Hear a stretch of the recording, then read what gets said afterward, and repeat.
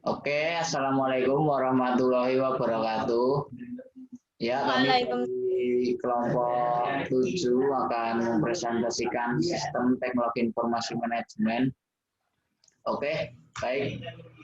Untuk nama-nama kelompok, pertama ada saya, Dani Wahyu Andrianto, lalu Rizky Pramudito Raharjo, dan ada Diva Sintira Pambudi. Oke, lanjut. Supply chain management. Pengertian supply chain management, gambaran supply chain management atau SCM, tujuan SCM, elemen SCM, jenis-jenis persediaan SCM, hambatan SCM, kegunaan SCM, contoh penggunaan SCM, implementasi SCM di bidang manajemen, peran terlibatnya teknologi internet dalam SCM, kesimpulan, lalu kata penutup. Oke, pertama, apa itu manajemen rantai pasok? Semua bagian yang terkait, baik langsung atau tidak langsung dalam memproduksi produk atau barang dan jasa, hingga sampai ke tangan pelanggan atau customer. Oke, itu step-stepnya di dalam manajemen rantai pasok. Dari supplier lalu sampai ke tangan customer. Dalam industri manufacturing, kegiatan utamanya adalah mengkonversikan berbagai bahan mentah serta bahan-bahan pendukungnya menjadi barang jadi dan mendistribusikannya kepada pelanggan.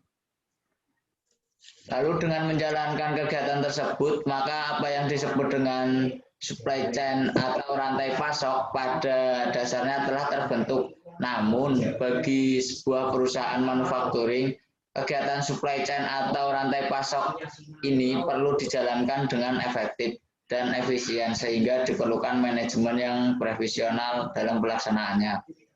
Manajemen tersebut biasanya disebut dengan manajemen rantai pasok atau supply chain management yang sering disingkat SCM. Oke, lanjut. Ini gambaran dari supply chain management atau SCM. Dari barang itu, barang mentah itu dipesan lalu ke lalu ke bidang manufacturing, lalu didistribusikan sampai ke tangan konsumer.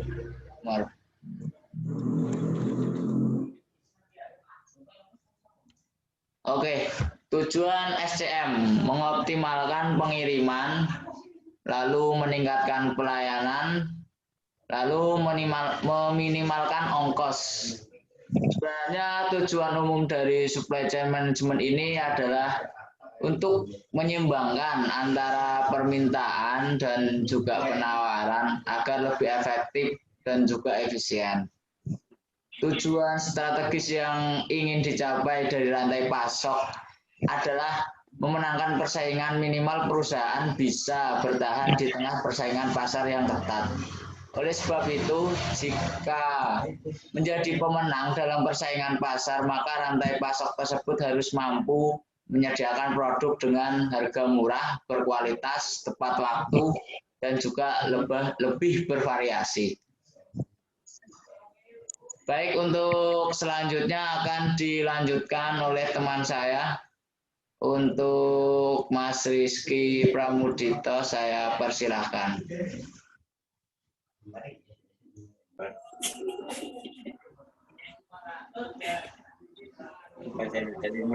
Jenis persediaan SCM. 1. Raw material. 2. Barang setengah jadi. 3. Barang komoditas. 4. Barang proyek. Hambatan yang dikelola SCM. 1. Menambah variasi produk. 2. Menurunkan umur produk dipasarkan. 3. Meningkatnya permintaan konsumen. 4. Globalisasi. Kegunaan memuaskan pelanggan. 2. Meningkatkan pendapatan. 3. Menurunkan biaya. 4. Pemanfaat. aset perusahaan dengan maksimal. 5 perusahaan menjadi semakin besar.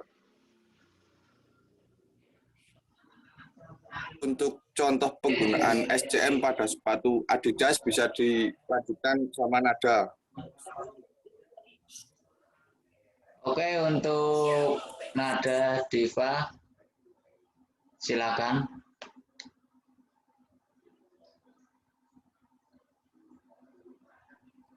Di sini saya akan menjelaskan tentang contoh SCM pada penggunaan di pabrik sepatu Adidas. Yang pertama pastinya adalah bahan mentahnya, yaitu dibutuhkan kapas, benang, kain, dan bahan-bahan pendukungnya. Yang kedua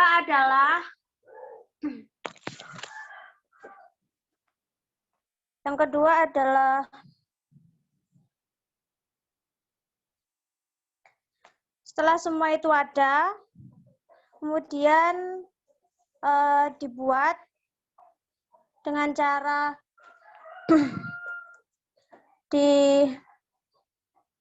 dimasukkan ke dalam pabrik, kemudian dibuat model sepatunya seperti apa, dari modelnya, ukurannya, dan lain-lainnya. Setelah sepatu itu jadi, lalu diuji apakah sepatu itu layak untuk dijual atau tidak.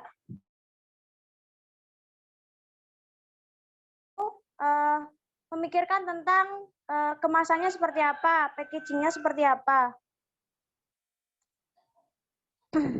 Dan pada akhirnya, setelah sepatu itu jadi, dikemas, kemudian diajukan atau dilangsungkan ke distributor sepatu. Seperti contohnya toko-toko sepatu ataupun toko-toko online, bahkan bisa meluas daripada itu. Dan akhirnya dapat dibeli oleh pelanggan ataupun konsumen.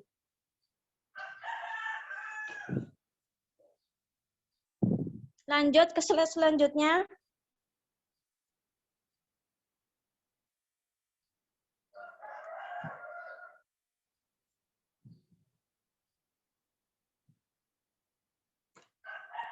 Yang selanjutnya adalah implementasi supply chain management atau penerapan supply chain management tersebut.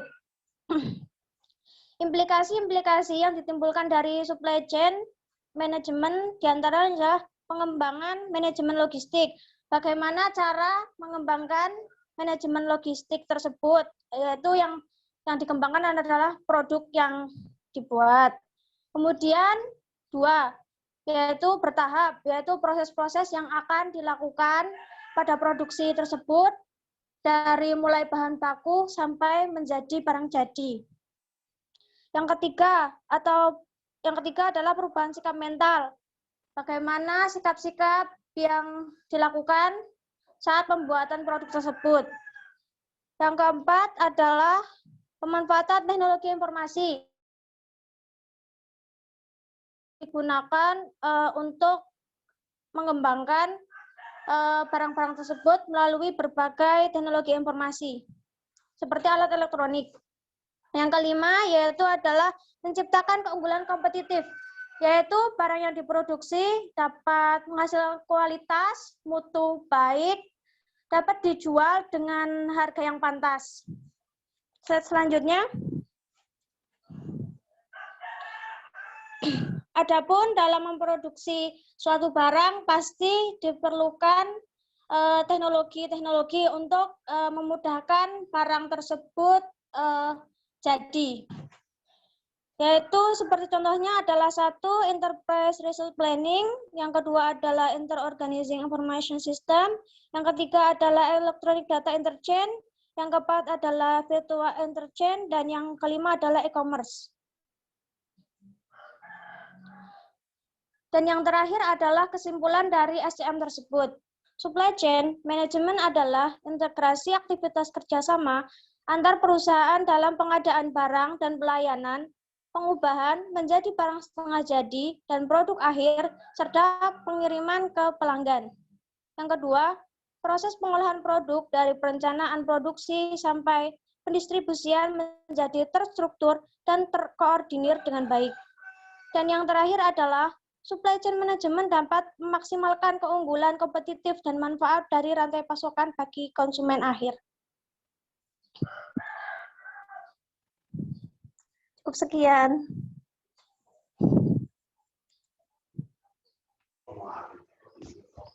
Oke, sekian presentasi dari kelompok kami. Akhir kata, banyak kesalahan kami mohon maaf. Wassalamualaikum warahmatullahi wabarakatuh.